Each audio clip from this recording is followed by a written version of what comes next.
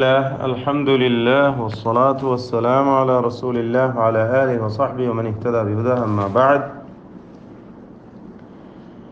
അക്ഷരങ്ങൾക്ക് നൽകപ്പെടുന്ന പ്രധാനപ്പെട്ട സ്വരവിശേഷണങ്ങൾ, സിഫാത്തുകൾ. ഇതിൽ അർദിയ സിഫത്തുകൾ ആണ് തഫ്ഖീമും തർഖീഖും എന്ന് നമ്മൾ മനസ്സിലാക്കുകയുണ്ട്. അതിൽ എപ്പോഴും തഫ്ഹീം ചെയ്യപ്പെടേണ്ടവ, എപ്പോഴും തർക്കീഖ് ചെയ്യപ്പെടേണ്ടവ, ഇതും മനസ്സിലായി വിശദമായി തന്നെ നമ്മൾ പഠിച്ചു കഴിഞ്ഞു. എന്നാൽ ചിലപ്പോൾ തഫ്ഹീമും ചിലപ്പോൾ തർക്കീഖും ചെയ്യപ്പെടുന്ന അക്ഷരങ്ങൾ, ഇതിൽ അലിഫ്, അതുപോലെ ലാം, ഇതിനെക്കുറിച്ചും നമ്മൾ മനസ്സിലാക്കുകയുണ്ടായി. ഇനി റാഇനെ കുറിച്ചാണ് പറയാനുള്ളത്. ചിലപ്പോൾ തഫ്ഹീമും ചിലപ്പോൾ തർക്കീഖും ചെയ്യപ്പെടുന്ന അക്ഷരങ്ങൾ എന്ന നിലക്ക് അതിൽ ശേഷിക്കുന്നതാണ് റാ. റാഇൻ്റെ അവസ്ഥ ഒന്നുകിൽ മുതഹർരിക്കത്തായിരിക്കും. ഇമ്മാ അൻ തകൂന മുതഹർരിക്കതൻ ഫിൽ വസ്ലി വൽ വഖഫ്. വസ്ലിലും വഖഫിലും അത് ഹറക്കത്തുണ്ടാകും, അല്ലെങ്കിൽ വസ്ലിലും വഖഫിലും തന്നെ അതിന് സുക്കൂനുണ്ടാകും. അതുമല്ലെങ്കിൽ വസ്ലിൽ ഹറക്കത്തും വഖഫിൽ സുക്കൂനും ഉണ്ടാകും. ഇങ്ങനെയൊക്കെ റാഇന് അവസ്ഥകളുണ്ട്, മറ്റക്ഷരങ്ങളെ പോലെ തന്നെ.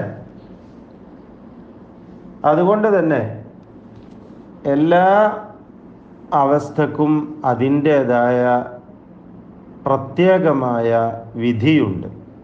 അതാണ് മനസ്സിലാക്കുന്നത്. അത് വിശദമായി തന്നെ നമ്മൾ മനസ്സിലാക്കണം. ഹറക്കത്ത് മാത്രം വഖഫിലായിരുന്നാലും വസ്ലിലായിരുന്നാലും, ചേർത്തോതുമ്പോഴും നിർത്തുമ്പോഴും ഒക്കെ മുതഹർരിക്കത്തായ റാ. എന്നാൽ ചേർത്തോതുമ്പോഴും നിർത്തി ഓതുമ്പോഴും ഒക്കെയും സാക്കിനത്തായ റാ, സുക്കൂൻ നൽകപ്പെട്ടത്. എന്നാൽ ചേർത്തോതുമ്പോൾ ഹറക്കത്തും നിർത്തുമ്പോൾ സുക്കൂനും വരുന്ന റാ. ഇങ്ങനെ വ്യത്യസ്തങ്ങളായ 3 റാകളുണ്ട്. എല്ലാറ്റിനും അതിൻ്റേതായ പ്രത്യേകമായ വിധികളുമുണ്ട്, തഫ്ഹീം തർക്കീഖ് പരിഗണന വെച്ചുകൊണ്ട്. ഒന്നാമതായി വസ്ലിലും വഖഫിലും ഹറക്കത്ത് നൽകപ്പെടുന്ന റാ എന്ന് പറഞ്ഞത് എന്താ? വഹാദിഹി റാഉ തഖഉ അവ്വലൻ വവസതാ. ഈ റാ ചേർത്ത് വായനയിലും വഖഫിലും നിർത്തത്തിലും വിരാമത്തിലുമൊക്കെ ഹറക്കത്ത് ഉള്ള റാ എന്ന് പറഞ്ഞത് എന്താണ്? അത് ഒരു പദത്തിൻ്റെ തുടക്കത്തിൽ തന്നെ വരുന്ന റാ ആവാം, അതല്ലെങ്കിൽ പദത്തിൻ്റെ മധ്യത്തിൽ വരുന്ന റാവുമാവാം. അത് മഫ്തൂഹത്താവാം, മദ്മൂമത്താവാം, മക്സൂറത്താവാം. ഫത്ഹ് നൽകപ്പെട്ടത്, ദമ്മ നൽകപ്പെട്ടത്, കസ്റ നൽകപ്പെട്ടത്. മഫ്തൂഹത്തോ മദ്മൂമത്തോ ആണെങ്കിൽ ഫലാ ഖിലാഫ ഫീ തഫ്ഖീമിഹിമാ. ദമ്മോ ഫത്ഹോ നൽകപ്പെട്ട റാ എന്ന് പറയുമ്പോൾ അതിന് തഫ്ഖീം കൊടുക്കണം, അതിനെ പെരുപ്പിച്ച് തടിപ്പിച്ച് ഉച്ചരിക്കണം എന്നതിൽ അഭിപ്രായ വ്യത്യാസമില്ല, എല്ലാവരും അംഗീകരിക്കുന്ന കാര്യമാണ്. റാഇന് ഫത്ഹ്, റാഇന് ദമ്മ്. ഈ അവസ്ഥയിൽ അതിനെ തടിപ്പിച്ച് തഫ്ഖീം ചെയ്ത് പെരുപ്പിച്ച് ഉച്ചരിക്കണം എന്നതിൽ ആർക്കും എതിരഭിപ്രായമില്ല. മുഖഫഫതൻ കാനത് ഔ മുശദ്ദദതൻ. ഷദ് നൽകപ്പെട്ടതോ അല്ലാത്തതോ ഏതായാലും സമമാണ്. ഉദാഹരണമായി ദമ്മ് നൽകപ്പെട്ട റാഇൻ്റെ ഉദാഹരണം കുല്ലമാ റുസിഖു. കുല്ലമാ റുസിഖു ലെ റുസിഖു, ഇങ്ങനെയുള്ള റാ. ഇത് തുടക്കത്തിൽ തന്നെയുള്ള റാ ആണ്, പദത്തിൻ്റെ ആരംഭത്തിൽ തന്നെ ഈ റാ ആണ്. അതുപോലെ വറുക്കഇ സുജൂദ്, ഷദ് നൽകപ്പെട്ടതാണ്. റുസിഖു എന്നത് മുഖഫഫത്താണ്, ഷദ് ഇല്ലാത്തതാണ് പദത്തിൻ്റെ തുടക്കത്തിൽ. വറുക്കഇ സുജൂദ്, വറുക്കഇ സുജൂദ്, റാ തഫ്ഖീം ചെയ്യണം. ഇവിടെ നമ്മൾ സാന്ദർഭികമായി മുമ്പ് പറഞ്ഞ കാര്യം ഓർക്കേണ്ടതാണ്. വഅഖ്ഫി തക്രീറൻ ഇദാ തശദ്ദദ. റാഇന് തക്രീർ എന്ന ഒരു സൂക്ഷിക്കപ്പെടേണ്ട സിഫത്തുണ്ട്. ആവർത്തിച്ച് വരിക, അത് ശ്രദ്ധ നൽകി ഉച്ചരിക്കുമ്പോൾ നീ ഗോപ്യമാക്കിയിരിക്കണം എന്നിമാം ഇബ്നുൽ ജസരി റഹിമഹുള്ള പറയുകയുണ്ട്. അപ്പോൾ വർറു വർറു എന്ന ആ ഒരൊറ്റ റായിനെ ഉച്ചരിക്കണം. ആ സന്ദർഭത്തിൽ ചെറിയ ഒരു വിറയൽ നാവിൻ്റെ അറ്റത്തിനുണ്ട്, നാവിൻ്റെ അഗ്രത്തിനുണ്ട്. അതാണ് തക്രീർ എന്നതുകൊണ്ട് ഉദ്ദേശിക്കുന്നത്. അത് കൂടുതലാവാൻ പാടില്ല. വർ വർ എന്നിങ്ങനെ കൂടുതൽ റാകൾ വരരുത്, വിറപ്പിക്കൽ വരരുത്. വർറുക്കഇ വർറുക്കഇ സുജൂദ്.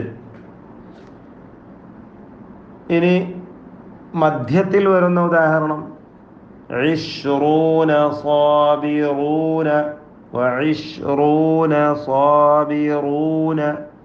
ഇപ്പം നമ്മൾ ഓതിയില്ലേ തുഖ്റജൂൻ, ഫത്ഹ് വന്ന ഉദാഹരണമാണ്. അത് വമ്മാണ്, ഇവിടെയുള്ള ഫത്ഹാണ്, ഫത്ഹിൻ്റെ വരുന്നുള്ളൂ. ശരി. ലാ യുഫ്ലിഹുൽ കാഫിറൂൻ ഖുൽ യാ അയ്യുഹൽ കാഫിറൂൻ. മധ്യത്തിൽ വന്ന റാണ്. വമിസാലു റാഇൽ മഫ്തൂഹ. ഫത്ഹ നൽകപ്പെട്ട റാഇൻ്റെ ഉദാഹരണം റഅൗ. പദത്തിൻ്റെ തുടക്കത്തിൽ വന്നതാണ് റഅൗ. സൂറത്ത് ജുമയിലുണ്ട് റഅൗ അല്ലേ, റഅൗ. അതുപോലെ മിറാ, മധ്യത്തിൽ വന്ന ഉദാഹരണമാണ് മിറാ. സൂറത്ത് കഹ്ഫ് 22 മിറാ ളാഹിറ ളാഹിറ വമുബശ്ശിറ വനദീറ വൽഖൈറാത്ത് വറാഷിദൂൻ. ഈ ഉദാഹരണങ്ങളൊക്കെയും ഫത്ഹ് വന്നതിനുള്ള ഉദാഹരണങ്ങളാണ്. അപ്പോൾ ദമ്മോ ഫത്ഹോ നൽകപ്പെടുമ്പോൾ റായിനെ തഫ്ഖീം ചെയ്യണം, തടിപ്പിച്ച് പറയണം. ഇത് നമ്മൾ അനറബികൾക്ക് പ്രത്യേകമായി പഠിപ്പിക്കപ്പെടുന്ന ഒരു നിയമം എന്ന നിലക്കല്ല, അടിസ്ഥാനമായി അറിയേണ്ട എല്ലാ പാരായണക്കാരനും അറിഞ്ഞിരിക്കേണ്ട നിയമം എന്ന നിലക്ക് തന്നെയാണ്. അവിടെ ഭാഷയുടെ ദേശത്തിൻ്റെ വ്യത്യാസമൊന്നുമില്ല. നമ്മളെ സംബന്ധിച്ചിടത്തോളം മലയാളത്തിലെ റാ അറബിയിലെ റാവുമായി വളരെ അകലം പാലിക്കുന്ന രണ്ടക്ഷരങ്ങളാണ്. അറബിയിലെ റാ തഫ്ഖീമോടുകൂടി തന്നെയാണ് ഉച്ചരിക്കേണ്ടത്, തർക്കീഖിൻ്റെ സന്ദർഭങ്ങൾ ഒഴികെ. അത് വേറെ പഠിക്കാം. അപ്പോൾ തഫ്ഖീം ചെയ്യപ്പെടുന്ന റാ ആയി തന്നെ പറയണം.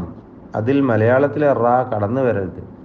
ഇപ്പോൾ നമ്മൾ ഓതിയെടുത്ത് കദാലിക തുഖ്റജൂൻ, കദാലിക തുഖ്റജൂൻ.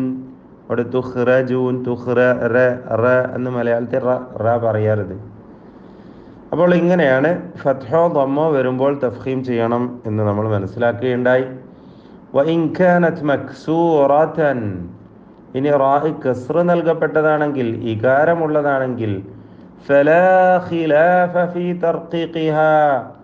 റായിനെ തർഖീഖ് ചെയ്യണമെന്നതിൽ യാതൊരു അഭിപ്രായ വ്യത്യാസവുമില്ല. ലിജമീഇൽ ഖുറാ.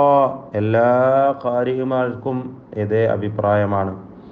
ആർക്കും റായിന് കസ്ർ എന്ന തർഖീഖ് ചെയ്യണമെന്നതിൽ ഭിന്നാഭിപ്രായമില്ല.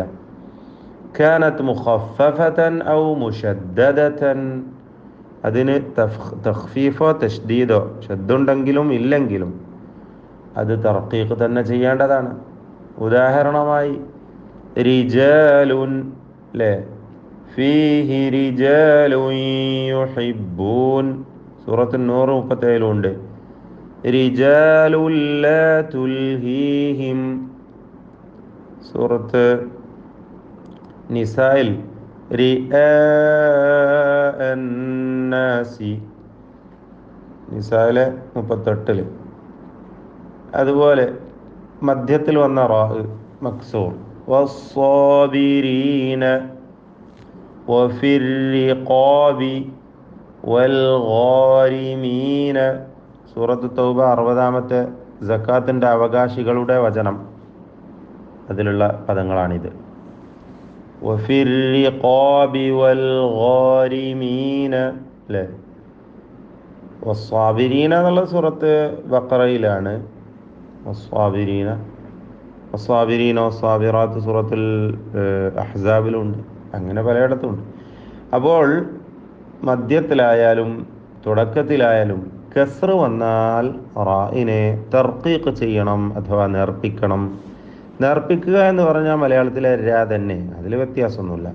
മലയാളത്തിൽ നമ്മൾ പറയുന്ന ര, യ, ര, ല, വ, ര, രഥം അല്ലെങ്കിൽ രസം എന്നൊക്കെ പറയുന്ന ര ഉണ്ടല്ലോ, ആ ര തന്നെയാണ് തർക്കീഖ് ചെയ്തുകൊണ്ട് അറബിയിലും ഉച്ചരിക്കേണ്ടത്. അത് കസ്റ് വരുമ്പോഴാണ് ഇപ്പം നമ്മൾ മനസ്സിലാക്കിയത്. വേറെയും തർക്കീഖിൻ്റെ സന്ദർഭങ്ങളുണ്ട്, പറയാം ഇൻഷാ അല്ലാഹു തആല. ബാറക്കല്ലാഹു.